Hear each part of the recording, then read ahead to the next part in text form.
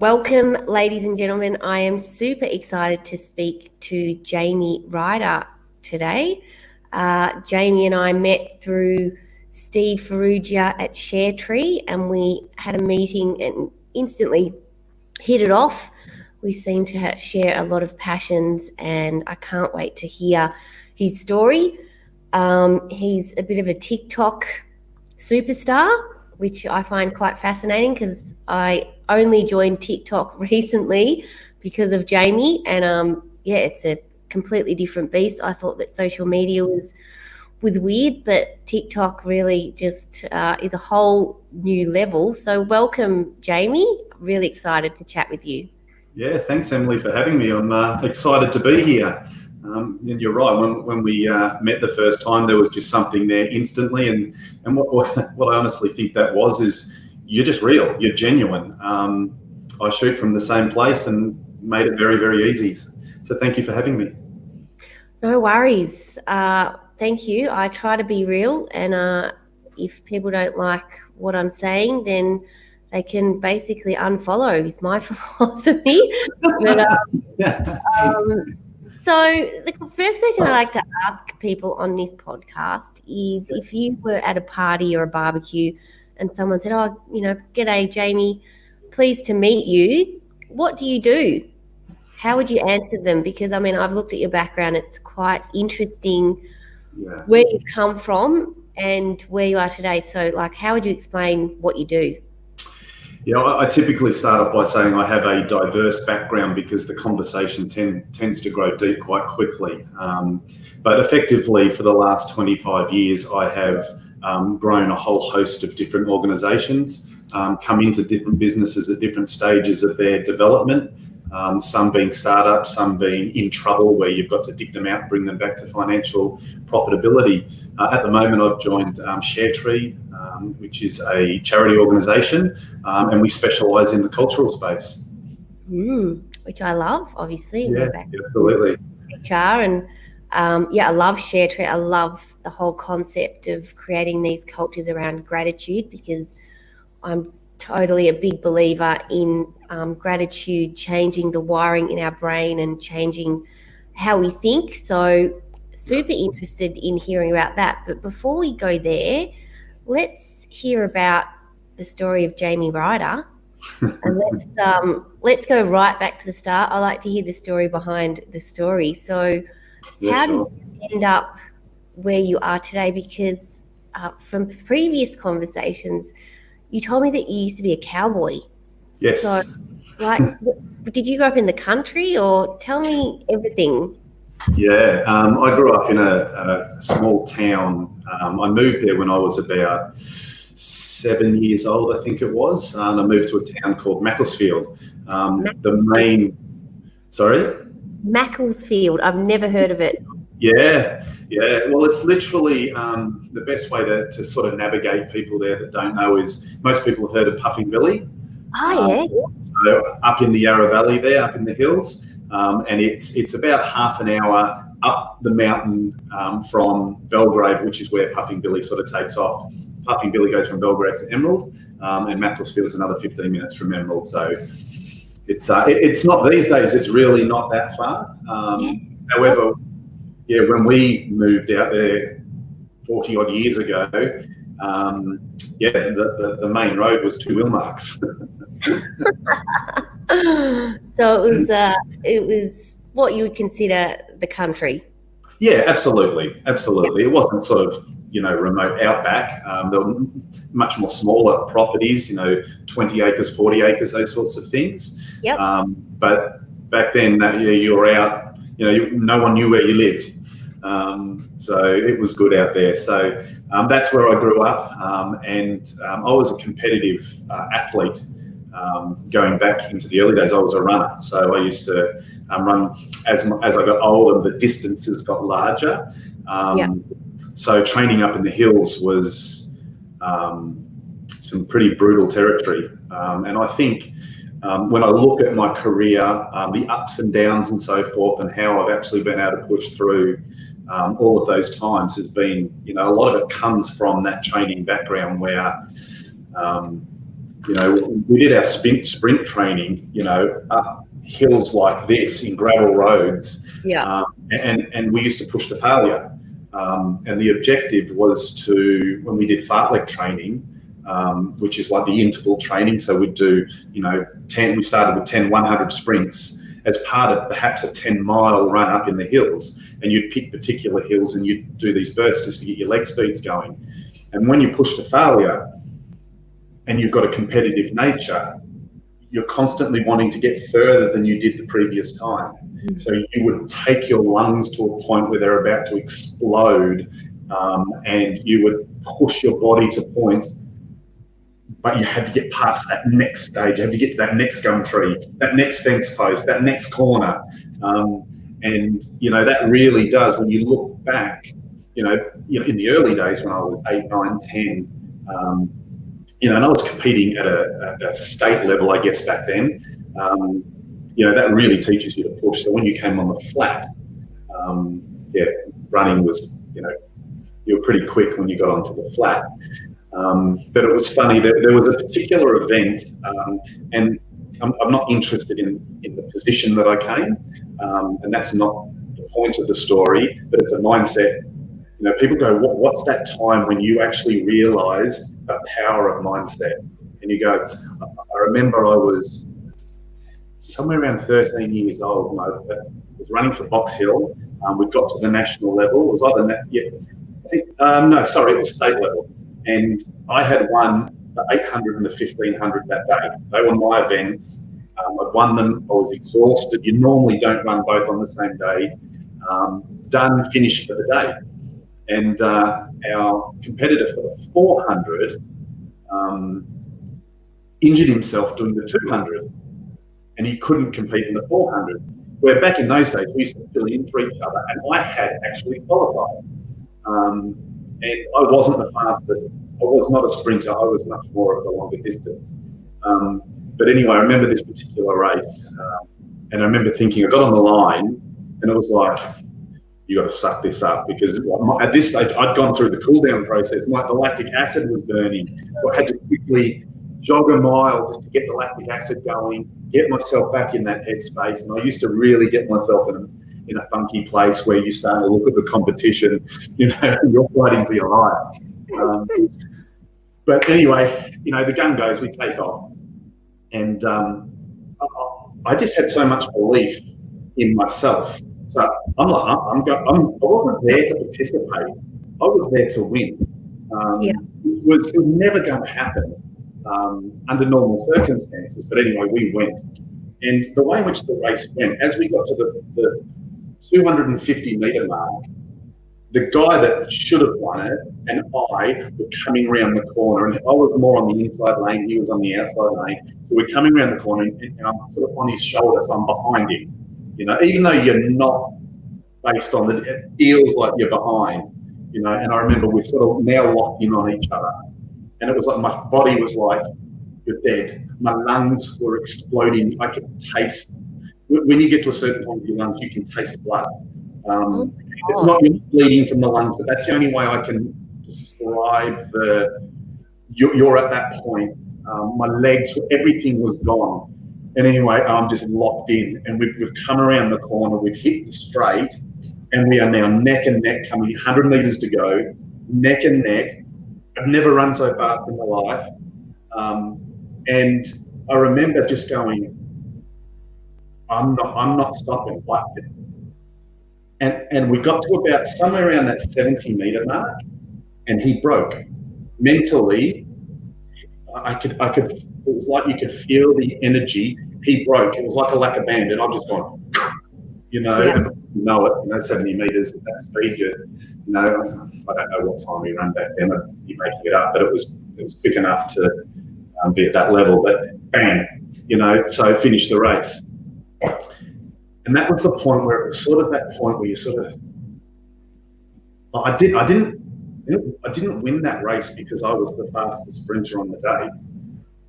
My body wasn't the fastest sprinter. Yeah. He was a superior sprinter every day of the week, and it was the first time I actually realised that mindset your body can do so much more than your mind can ever, well, not what your mind can ever dream about, because if you dream it, your body can do it. Yeah.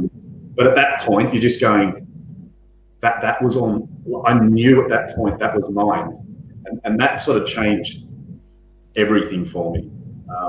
Because Wow. once you knew the power of the mind and where the mind can actually go, then that became a power force for me moving forward. So I then competed, for many years. One of my favourite stories is that's probably my favourite story, but one of the favourite stories is I had a race against Rocky Costello. So when he was winning, the Olympic Games and Commonwealth Games and that famous run. I do remember him, which I think is giving away my age, but anyway. Yeah. But I raced against him. I raced in the same race as him. And it was a really beautiful moment. It was an out and back course. It was a half marathon, 25K, Australian 25K title. Okay. Yep. Yeah, I was 14, I think, at the time. So anyway, I'm heading out. He's got the film through the TVs and that as he's coming back, obviously miles. How old was he? Sorry? How old was he? He would have been, I guess, I'm assuming, I really don't know his age, but he'd have to be 10, 15. Like I was a kid, so it was just someone I looked up to. But he'd be 10, 15 years older than me. 10 years older back in those days, 10, 15, something like that anyway. So he was miles in front of me. That wasn't the part. But I remember, because we knew each other, and as I'm going past, that really picked me up and made me feel good. But he won obviously the adults, and I won the under 18s. Oh wow, cool. Yeah, and that was a pretty cool experience. So that was really nice. So my running career really set the tone for self-discipline. We were in Macclesfield back in those days. You wake up 10 to 6 every morning. We'd be on the road 10 to 6 every morning, and you're talking ice, puddles, because no street lighting, gravel roads, potholes, corrugations, and the puddles would be frozen. You could pick a puddle up, and there'd be 3 to 5 mil of ice. These were the conditions you were training in. So it taught, and there was never a day off. You were blowing a gale, hailing, never ever took a day off. My father is mentally probably one of the most powerful men you could meet.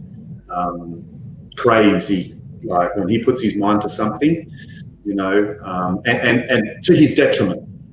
And I picked that trait up too. I took it to my detriment, and this is where we start getting into the days of being a cowboy. Yeah.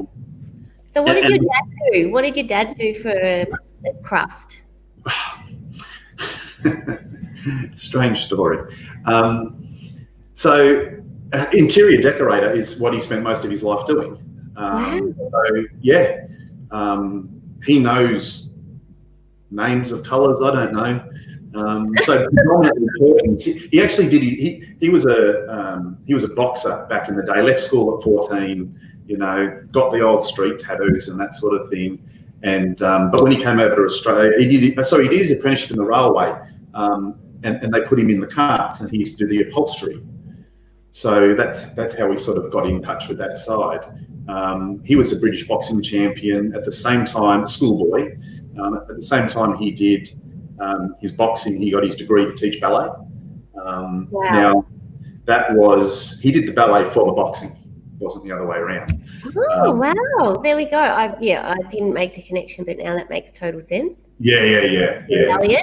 Yeah, in the lighter weights, the foot movement, distribution of weight, fitness, the discipline, it all sort of ties in. So really, really powerful. Interior decorator. When he came over here, he set up his business. Very good. He had a big corporate career, very significant in sales, but wasn't what tickled his fancy. He loved running a small business and doing what he did, have control of his own destiny. And he did that for many years. Very, very good. He had generations in the end of customers. Didn't have to advertise. And really. Yeah, but just from that era, when you look at the parents that came through, so he was a war child, so born during the war. So the parenting is very different. Then when mum and dad got married, they moved to Australia. That was their honeymoon to Australia, where they stayed. He arrived with basically no money, no job, no anything. And you've got to start a family and do all that from nothing, and you've got no fallback position. We often think, we can have a crack because mum and dad are still here, or nan and grandpa, or friends, or anything. Nobody. They didn't talk about going to a different country. Dad landed in Australia, and he'd come off the building industry when he'd come over, saw the first Australian beach, and was like, top off, down to the beach, like tides in the water like this. Like Baywatch. Yeah, he watched the wave go out. Yeah. Just landed on the sand. They knew nothing about Australia. Yeah. It's like watching Bondi Rescue and all the tourists who nearly drown at Bondi Beach. Like, it's just, they're just not used to. Yeah. What the power of the water. It's huge, amazing. So it sounds like you had a good role model in your dad, in that he was a businessman, and he was disciplined, and he was athletic. Did he push you into the sports arena, or was that something that you just naturally enjoyed? Because I'm really interested to know whether it was kind of your choice and whether you always liked it, because it's an interesting one. I think it came around just out of he was a runner. He used to race marathons. He's been the Australian champion, like veteran Australian champion, for many years. Wow. He's done 59 marathons. His record time is 2:26. That's his PB. So anyone that knows marathons, look that up. It's pretty damn incredible. We used to just part of being very disciplined. As little kids, as soon as you could walk, you would run to the end of the court and back. And like once a week, you had to do exercise. So you'd run to the end of the court and back, then you'd run to the next street, then you'd run to the next, and it just grew. And it was funny. I was four and a half. And he entered me into he and my sister were going to do a fun run. And of course, I'm like, I want to come. So they entered me in, but the lowest division, I think, was under 8s. Yeah. And I won that fun run. And wow. It was like, you boys got a bit of talent there. And so then it was like, I'll train every day, twice a day. You got a taste. Got a taste of it, and I ran ever since, and that's how that sort of developed. Not that I run these days. Sorry? Do you still run? No. Yep. After, when we get into the story of how I broke my back now, because. So did you finish school, or No. what was? No. So when did you? And like, I feel like there's a part of your story where you go off the rails a little bit, and you've got a bit of a bad boy vibe.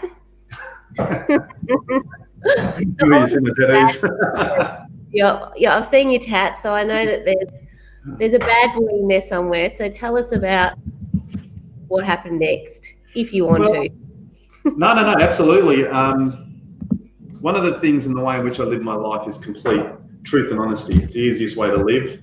And what makes me is my journey. You don't become the person you are today through all success stories. I love it. It's absolutely. You've got so no, I have no problem sharing any of it. I'm not a private person that way at all. But my running career ended because all of a sudden there was this creature that used to annoy me, but all of a sudden became very, very attractive. And, I was like, girls are actually quite hot. Yeah. And I became quite distracted with that. I, like any young bloke, start showing off, start doing things for the wrong reasons. I want to impress the girls, you know, and it's funny. It's one of those things that you look back now and you look at, you know, you were doing the cool thing, but it doesn't matter what you're doing, because on the other side of the fence is what you perceive as being cool. So all these people that were doing dumb stuff like drinking and smoking and carrying on, to me that was cool, because I was all discipline. Yeah. And I ended up moving into that. So I started smoking cigarettes and drinking, and you know, I did, you know, because my dad's boxing, I was boxing, and then I did martial arts and so forth, and you know, then I started fighting and getting a bit carried away there, and so I just went through a stage where it was just rebellion, and I also think, particularly in the school environment, didn't work for me at all. You've got this where schools don't know how to deal, in my opinion, with leadership. No. That they don't know how to deal. I was dyslexic, so and not only mildly. So I can read contracts. There's a lot of things I do, but I don't see how normal. I see in shapes. I see patterns, which has turned out to be it's a power force in business, but in schools, read this and spell that. Couldn't do it. Maths, natural. I could just, you know, I was failing English and getting like a 98% average in maths, because maths was just logical. It just made sense to me, but I couldn't spell my own name, sort of thing. You know, I don't know where to put a comma. You know, it was just. Who cares? Who gives a shit? Yeah, absolutely. It's not something you needed, but that sort of took me off on the course. So, you know, I ended up doing a work experience, and the teachers basically said, either get a job or we're going to expel you.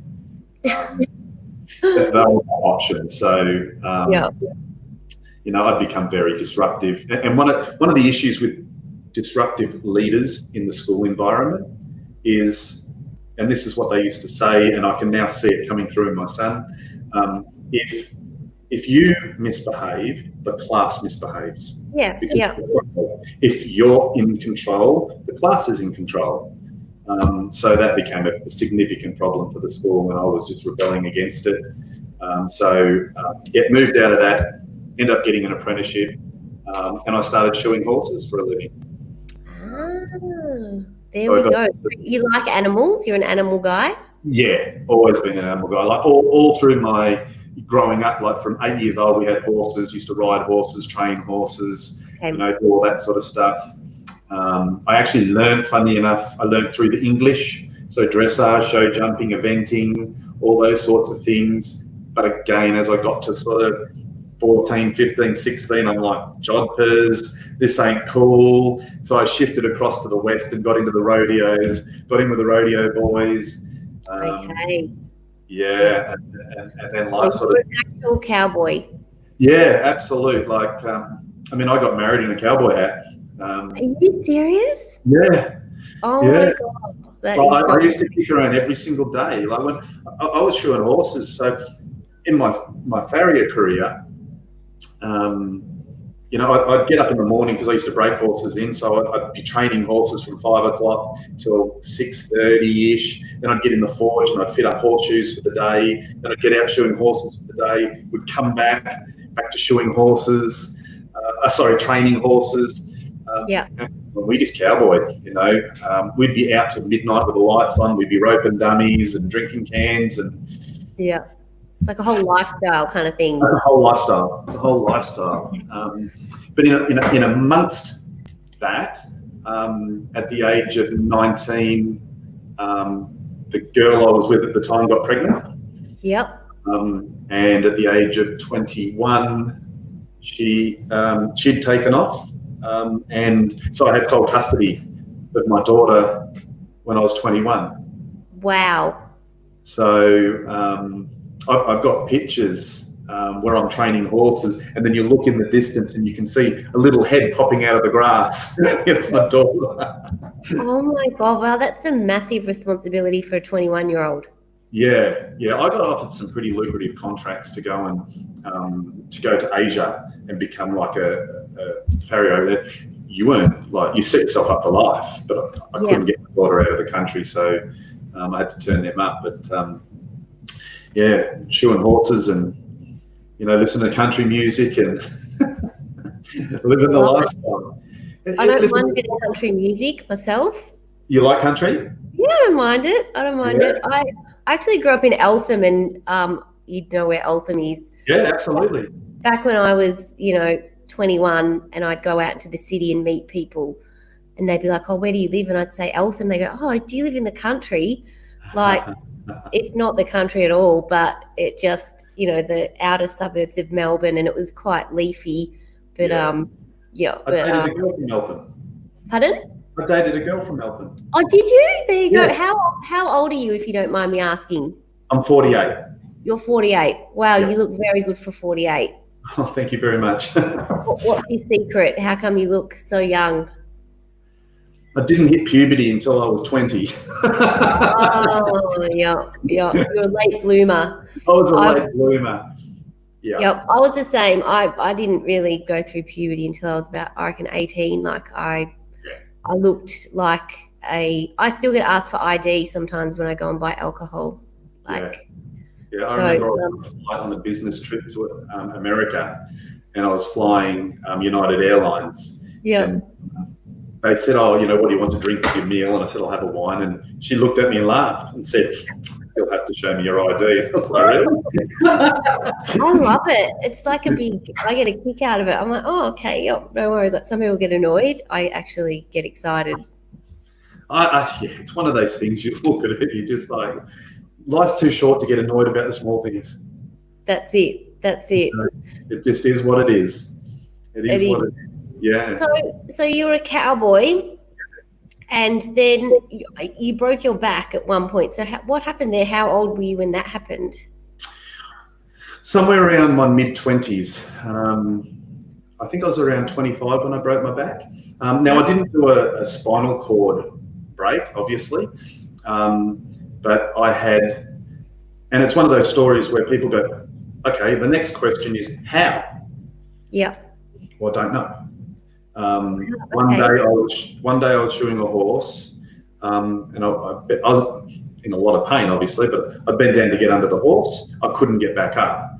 I then I finished the horse, stayed bent, had to go and get fuel, collapsed on the ground, had to drag myself across the floor to pay for the fuel. It took me about 20 minutes to get in my truck, and now my lower half's just not working. And they go, how is this even possible? So when I went and saw my neurosurgeon, he'd set up wheelchair ramps expecting to see, he saw all my pictures, MRIs, and he said, how are you walking? Shit. And you're going, no, I just put one foot, I put the other foot, I put the other foot, I do the other,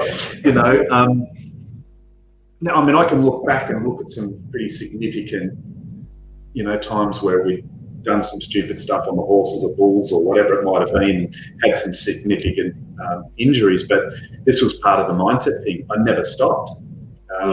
You were taught to ignore pain, and you were taught, and this is where I said earlier on, to your detriment.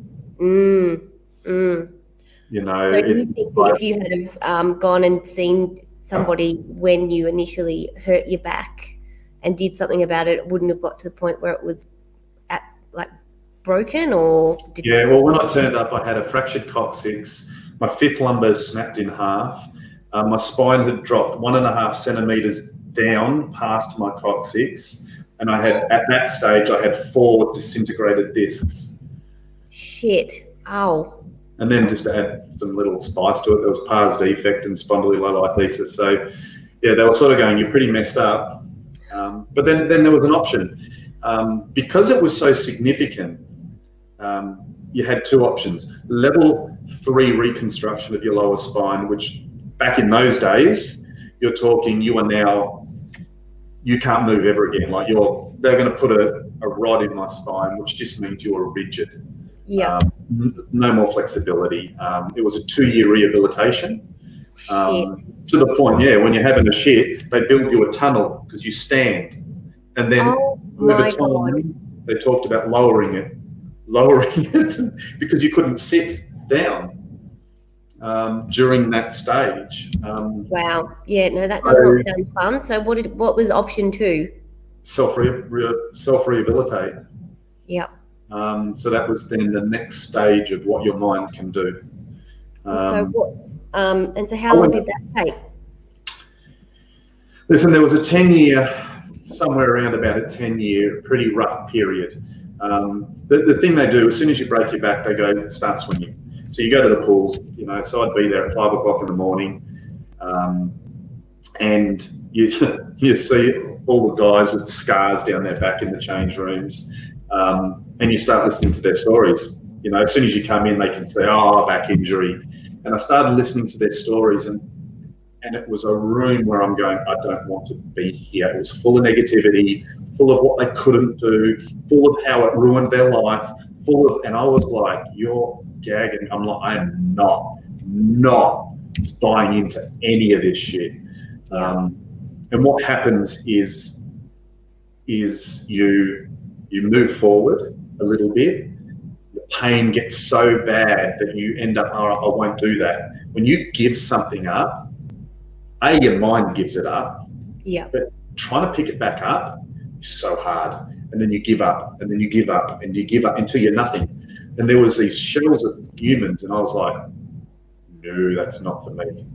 That's not for me. So I half-assed everything because I was still in that mindset where I had this mind that could do anything, but I was still doing dumb shit as well. So I didn't have my balance right. So yeah, I'm okay now. And then I'd go and do something dumb. And so anyway, I eventually went, right, no, enough's enough. I was crippled with pain. I used to walk around like a half-open pocket knife. I was really limited to what I could do in the end. I had more scans, and they're going, it's worse. You need surgery now. You sort of don't have options. And that was enough where I go, don't ever tell me I don't have options. Yeah. I don't work in that world. I go, you've always got an option, and my option is to beat this thing. So then it was like, right, now let's be smart. 10 years on, a little bit more mature, less of a hero. I could drop all the ego, drop all that stuff, and go, right. So then I rehabilitated, and then over the next 2 or 3 years in the gym doing the most pathetic exercises, I got my mobility back, I got my strength back, I did a stretching routine, I did Pilates, and built myself up and up and up and up and up till, now I compete in Brazilian Jiu-Jitsu. I'm not far off being a black belt, and that side of it. You've still got to be intelligent. You've got to keep your exercises and your stretching up. You've got to know when to go, I can't be in this position, so I won't. Yeah. That may mean you lose the fight. That's okay.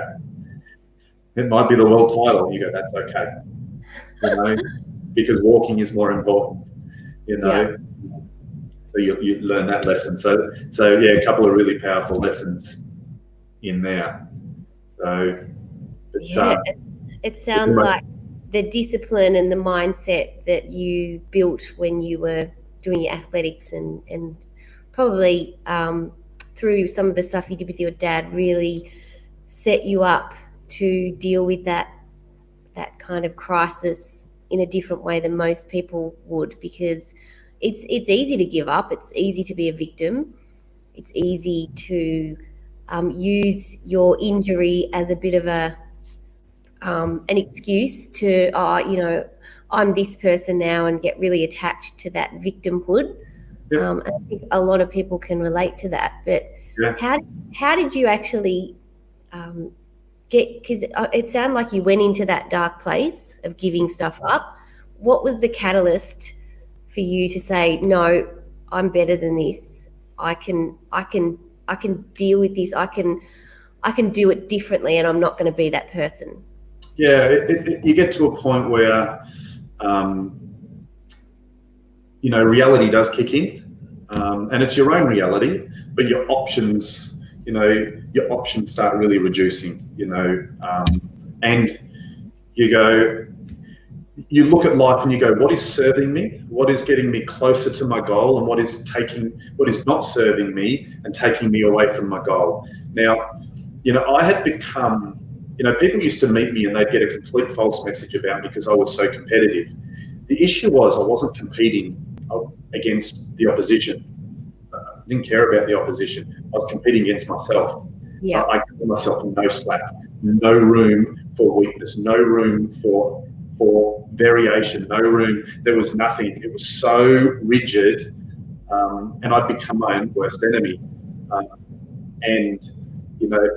Once you drop your ego, one of the most powerful things I learned was perception and vulnerability. Now, we've sort of jumped from a physical side, from a business side. My business journey is crazy. If you think that story's crazy, my business story is crazier. But one of the more recent journeys in a business, I went bankrupt. I was running a business, a builder did me for a substantial amount of money, and I went bankrupt. It literally took everything. So I lost my house, I lost everything. Fuck. Yeah, and I'd rebuilt a couple of times. So when you talk about dark places, like I've been to that edge, there was times where I'd never had suicidal tendencies in a conscious state. But when I knew things were really bad was when I was having suicidal thoughts in my subconscious state. So in between a deep sleep and a light sleep, I went through a patch where I was going to my gun cabinet, pulling out my rifle, and you're going, that's a dark, because you're going, and then you'd sort of come out and go, no, not even, knock that off. Well, I'm not consciously thinking this, but as soon as you start sleeping again, bang, it would go back there. And this happened for a couple of weeks. We go, never felt like I was going to do it in my conscious state. But my subconscious kept taking me to this place, and you're like, you're at this line where you're going, you don't even want to look over that edge. You're so close to it, the tipping point, you can't even push your body forward to look because you're too close. You're close to an edge, and it's that subconscious that really, and it's like, no. I went, okay. This isn't a bad situation, and I did an exercise on perspective, and it was the best lesson that I ever did in my entire life. Share with us what that exercise is. So powerful, and I reckon I've told 100 people to do this, and I reckon I've done it. Okay, well, I'm going to do it. You tell me what it is. When and you got to remember, I'm in the pits of hell at the moment. So I had to write a list of 100 items that was good. Yep. And I was grateful for going bankrupt. Yep. Now that's a list. Now I started the list, and I was like, I went and saw a mentor and said, a guy that I trust, love him, beautiful bloke, and he thinks a lot like me. So it was really good to have that. The difference is he was just a little bit further down this journey. Not that he'd ever been bankrupt or anything, but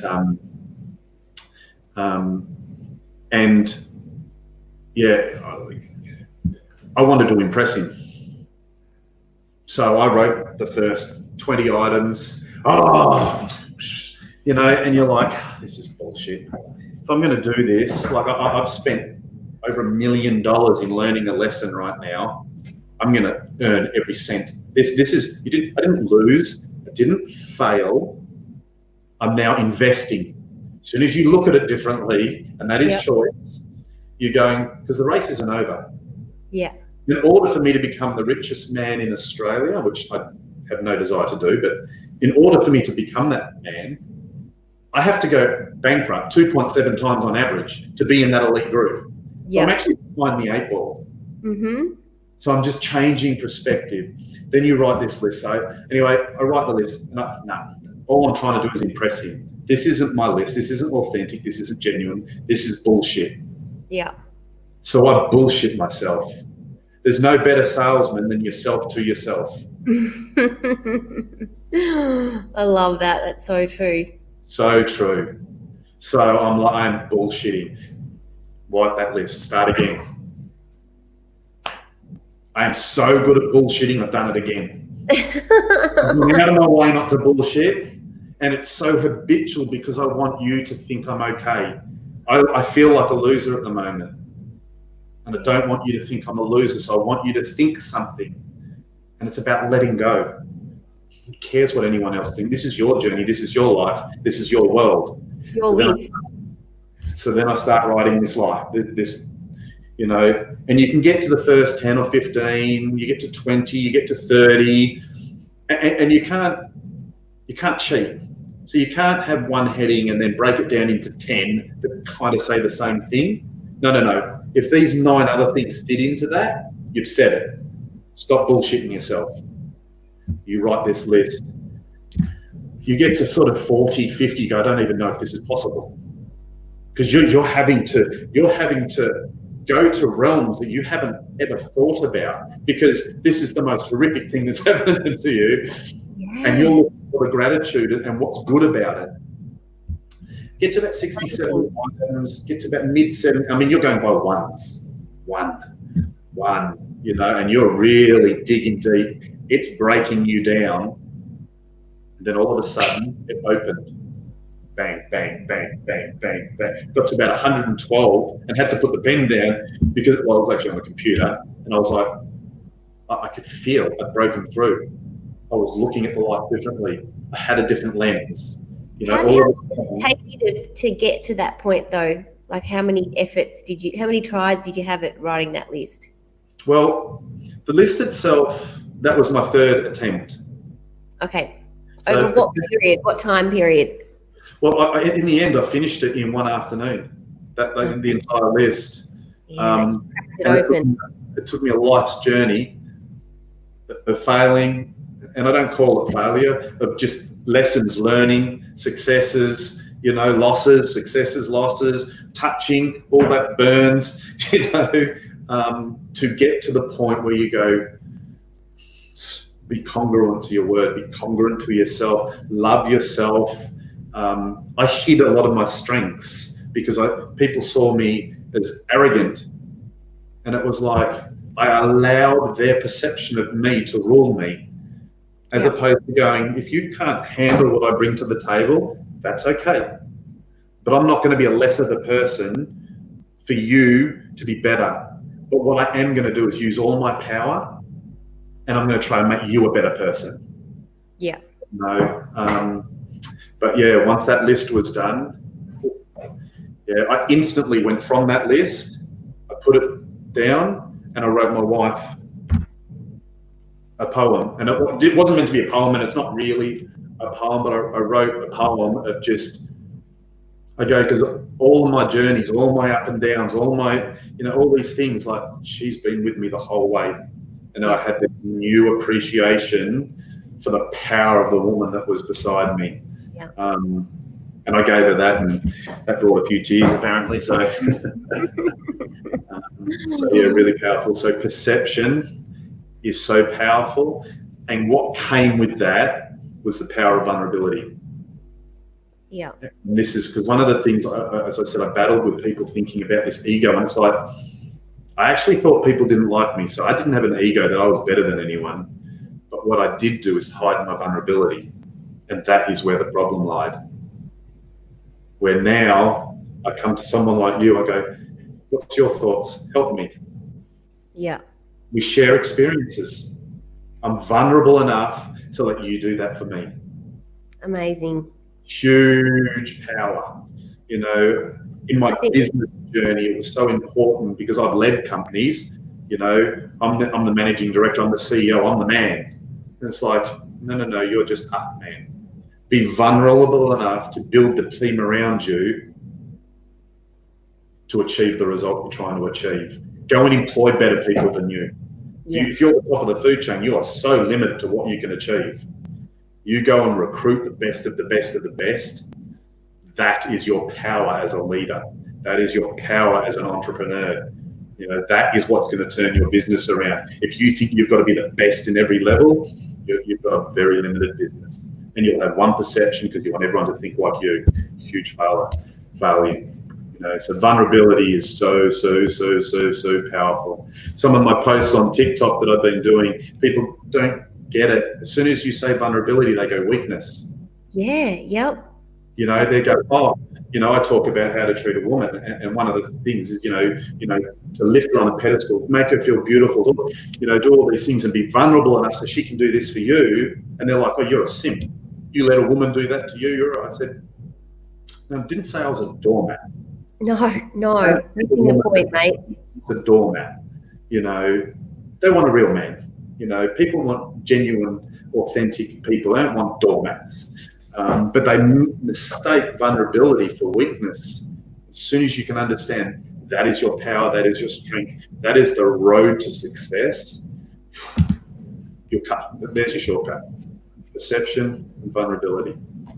I love it. Such good tips there. And I think that for men in particular, this stuff is quite hard because you're raised to not be in touch with your emotions. You know, like even my husband's Austrian, so he's a bit of a hard ass sometimes. And his dad was very strict, and unconsciously the way he sometimes speak to my son is when he's crying or he's upset, he's like, come on, don't cry, you know, men don't cry. And he doesn't mean it or even know that that's not cool. But like, you know, I remember once he said to my son, you know, get in control of your emotions. And I'm like, he's 4. He's like, I struggle to control my emotions and regulate my emotions. I'm a very emotional person. He's fucking 4, man. You know, give him a break. So I think it's really important for people to learn that it is okay to have emotions, and it's okay to be vulnerable, and it's okay to be upset, and to actually feel the emotions and own them. Yeah, absolutely. You know, it's part of my biggest failing was not being in tune with that because, again, you know, my dad coming through what he's come through, I used to get hit for crying. And then once you've been hit for crying, you then get hit again, like knock it off. You know, it's like, knock it off, don't you? So, I mean, so you get to a point where you go, okay, I switch it off. Yeah. When you're detached from your emotion, you can't live as a human.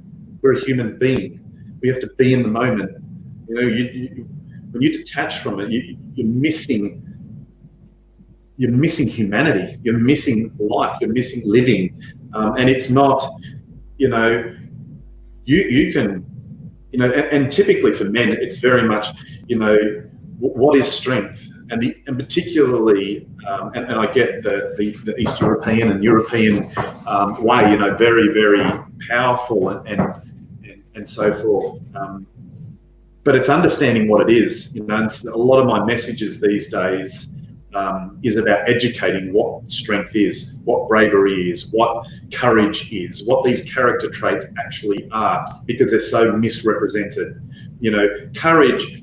I'm a fighter. I fought all my life. So you look at a cage, you go, I'll step in that cage against a tattooed, skinhead, muscly. That's me stepping in there is not courageous.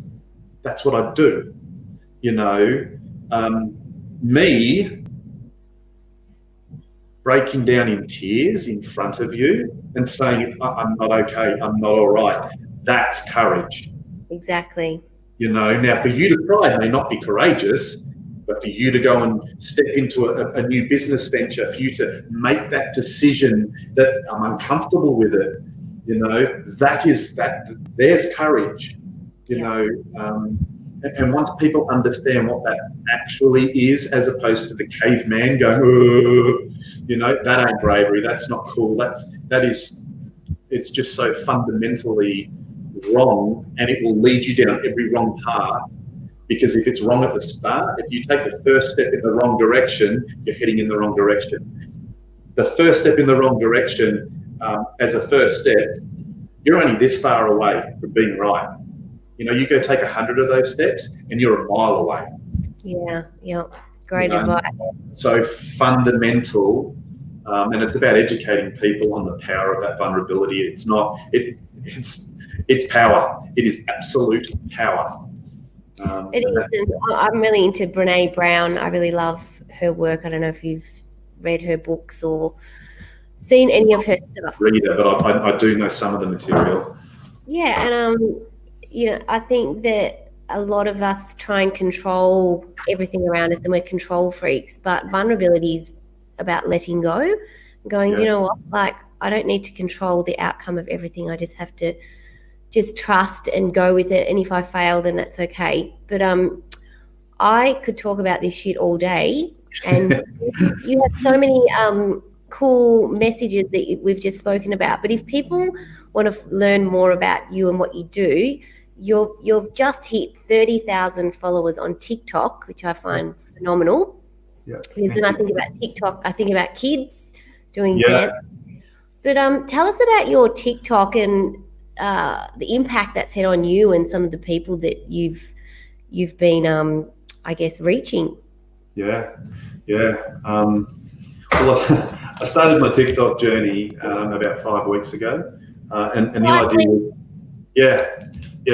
I'm moving into 6 weeks now. So on Saturday it'll be 6 weeks, and I started the journey to help people in business. So coming into Corona, I knew there would be a lot of business owners struggling. A lot of entrepreneurs going, I don't know which way to turn. How do you deal with this? And now I've started businesses and recessions and those sorts of things. So that was my intention. So I thought I'll just start with just triggering a little bit on mindset. Well, everyone's jumped on the personal side of my journey, and it's grown so organically. I've kept in the lane of mindset, but I've done stuff on bullying. I've done stuff on relationships, on love, on vulnerability, on vision, on purpose. On how to deal with narcissists, how to rebuild your life. So it's all in that lane, and that's where everything is getting the impact that I like. That's where people want me. It's an absolute passion. It's part of my purpose, because I want to evolve people to become their best self. And I want to empower them, so not only they can experience that, but they can then help someone else. So for me, it's in line with purpose. And you're getting thousands of messages of people saying, and what I love the most is they say, I didn't look at it like that. I haven't heard someone speak the way you speak.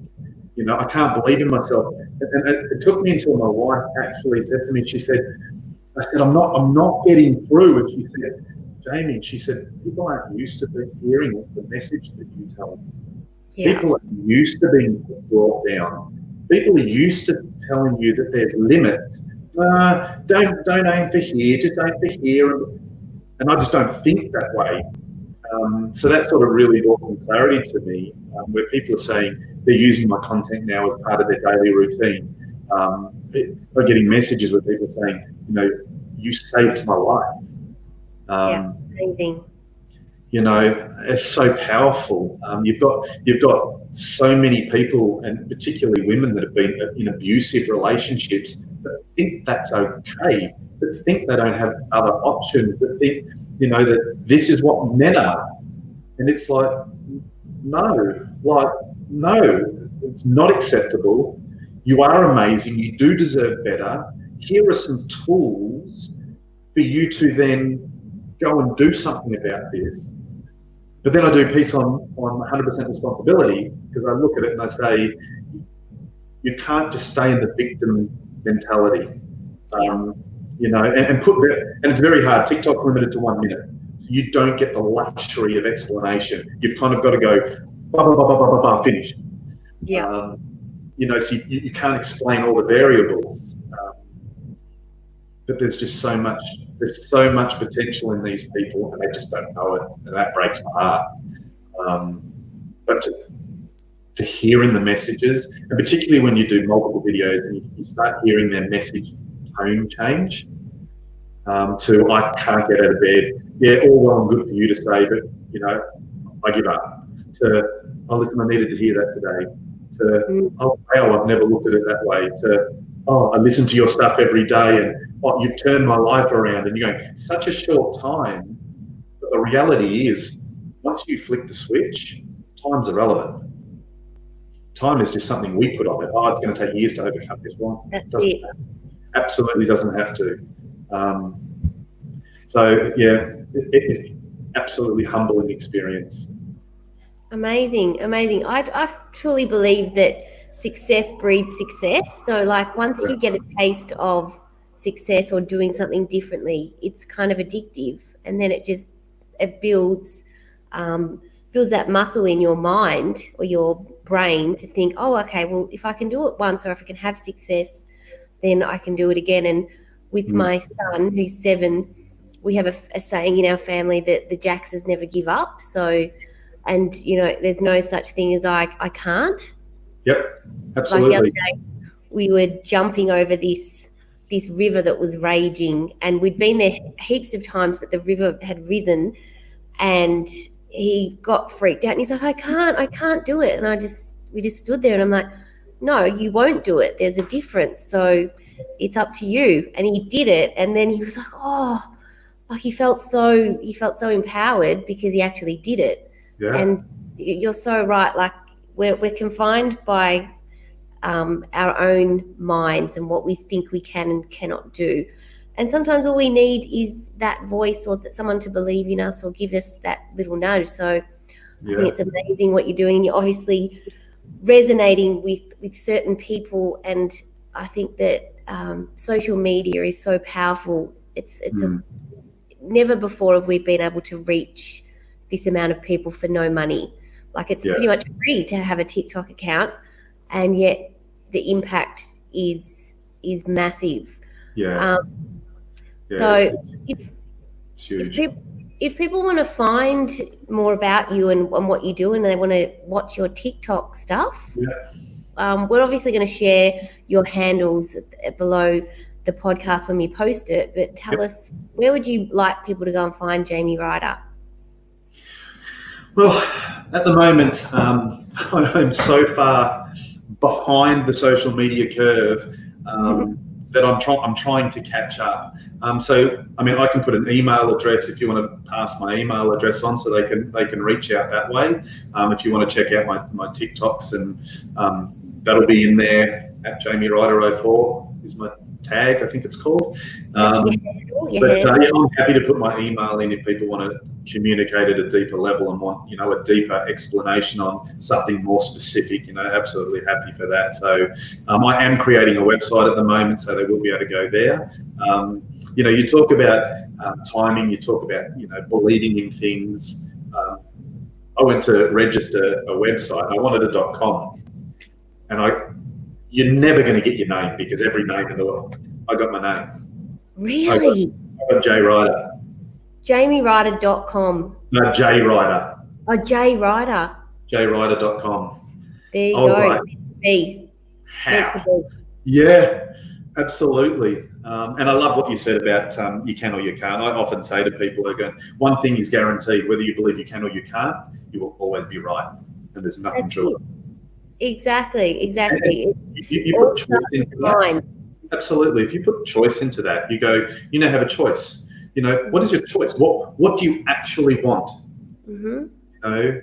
If you want success, first understand what that looks like. Understand what it looks like and actually see it, visualize it, and feel it. Don't just say success, because success is just a word. But when you apply some context around it, then it becomes something tangible. If you have a choice of that or the opposite, it's such a straightforward thing to get. Well, I'll focus on that. That's it. Some people are quite scared of success, though. The whole self-sabotage thing comes in, because it's like, if I'm not a victim, or if I'm not sick, or if I'm not a failure, then who am I going to be? Yeah, absolutely. Who am I going to be if I'm successful? And what are people going to think of me? Because everybody knows me as this other person. Yeah. Anyway, we could talk about this shit all day, Jamie. We're so in sync. I feel like I've known you for about 10 years, which is really weird. But I've absolutely loved speaking to you, and we've gone for an hour, it feels like 10 minutes. Yeah. Wow. So Yeah, thank you thank so you so much. much for having me. That's okay. It was amazing. We might have to do a second version and talk a little bit more about the coaching and the Yep. culture stuff and all of that. But I think we'll leave it there for today. So thank you so much for giving up your time and your wisdom and sharing that with my community. I really appreciate it because I know that everybody's busy, and I've absolutely loved listening to you and hearing your story. I think there's a lot of cool shit that people will get out of this, and you're also very relatable, very honest, and down to earth. So I thank you so much for being my guest.